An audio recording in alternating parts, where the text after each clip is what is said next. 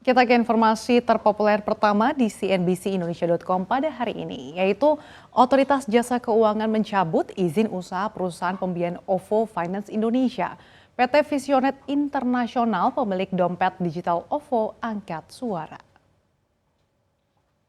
Head of Public Relations OVO, Harumi Supit mengatakan OVO Finance Indonesia atau OFI merupakan perusahaan multi finance yang tidak ada kaitan sama sekali dan tidak pernah menjadi bagian dari kelompok perusahaan uang elektronik OVO dari PT Visionet Internasional.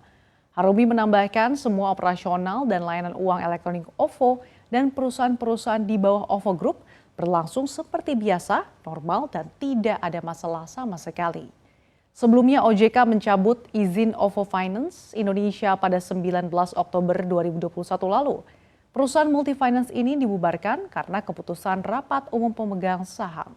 Usai dibubarkan, manajemen OVO Finance Indonesia dilarang menggunakan kata finance, pembiayaan dan atau kata yang mencirikan kegiatan pembiayaan atau kelembagaan syariah dalam nama perusahaan.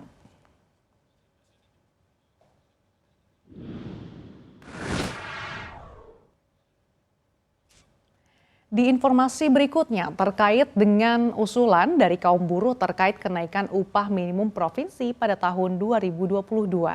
Sebelumnya, kalangan serikat pekerja sempat mendesak ada kenaikan UMP sampai 20%. Namun kalangan buruh merevisinya dengan hanya mendesak kenaikan sebesar 7% hingga 10% dari upah saat ini. Jika ada kenaikan sampai 20%, tentu bisa membuat pelaku usaha kelimpungan di tengah pandemi yang belum berakhir. Adapun UMP Jakarta saat ini sebesar 4,41 juta rupiah. Jika ada kenaikan 20%, maka UMP Jakarta menjadi 5,3 juta rupiah. Nilai tersebut dianggap baru cukup untuk memenuhi kebutuhan buruh. Pasalnya, stimulus kepada buruh saat ini dirasa kian kurang.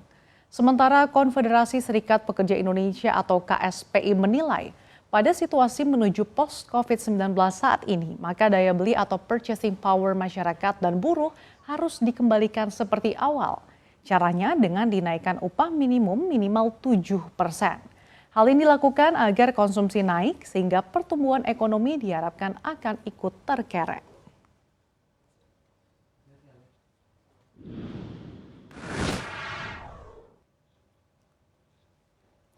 Kita ke informasi berikutnya masih dari dalam negeri. Menteri Keuangan Sri Mulyani Indrawati memperingatkan ancaman pandemi lainnya di masa mendatang selain COVID-19. Sehingga Indonesia harus mempersiapkan diri agar perekonomian tidak tertekan seperti sebelumnya. Adapun ancaman pandemi lainnya yang dimaksud adalah kemungkinan munculnya varian baru dari mutasi virus COVID-19. Sama seperti varian Delta yang sangat cepat penularannya, mutasi lainnya bisa lebih mengancam. Salah satu langkah yang bisa dilakukan untuk mengatasi pandemi lainnya di masa mendatang adalah vaksinasi untuk mencapai kekebalan komunal. Pasalnya, jika hal itu tidak dilakukan, maka masyarakat tidak akan mempunyai daya tahan untuk mengatasi virusnya. Selain vaksinasi, langkah yang sudah dilakukan untuk mengatasi pandemi yang akan datang di Indonesia adalah membatasi kegiatan masyarakat.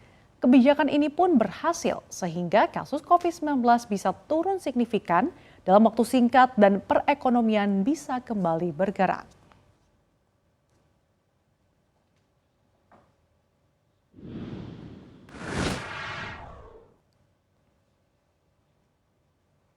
Kita ke informasi berikutnya, Perdana Menteri Malaysia Ismail Sabri Yaakob pada hari ini menggelar pertemuan bilateral dengan Presiden Joko Widodo di Istana Bogor, Jawa Barat.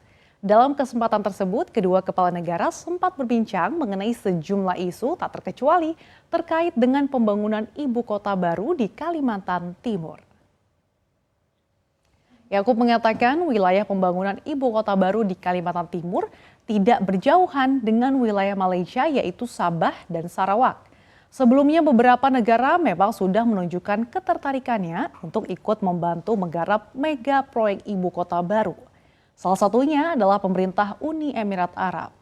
Proyek ibu kota baru bahkan sempat menjadi perbincangan khusus saat Presiden Jokowi menggelar pertemuan bilateral dengan pengusaha Dubai di awal bulan ini.